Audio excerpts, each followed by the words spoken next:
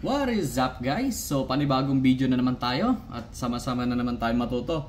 For this video ay tuturuan ko kayo kung paano mag top dead center. Ayan, pag nag-tune up kayo, no, kailangan nyo i-top dead center yan. Itong SMAX 155. Ayan. So maraming nagtatanong, paano ba mag top dead center? So ngayon sabay-sabay nating aralin. O ngayon tatlo lang yan guys. Tatlo lang yan.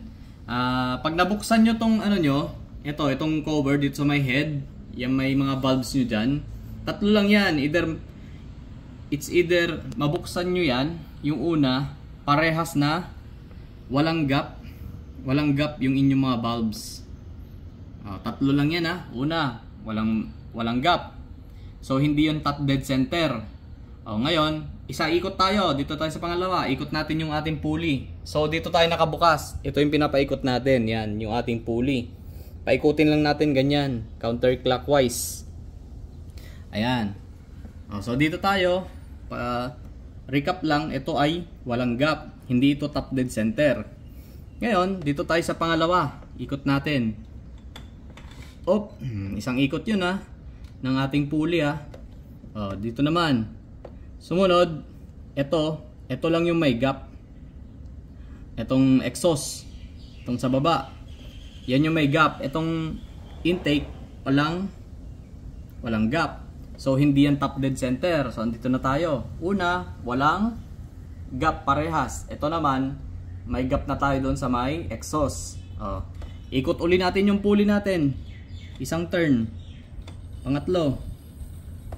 Yan na. Paikot na natin. Ayan na, meron na tayong gap sa intake at saka exhaust.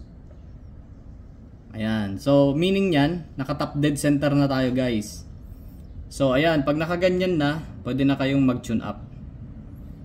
Ayan na. May gap na yan guys. Ayan. So, tatlo lang yon.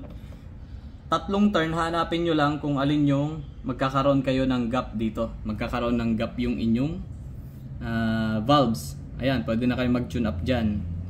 So ayun guys, no, ganun lang mag top dead center na hindi nagbubukas ng magneto.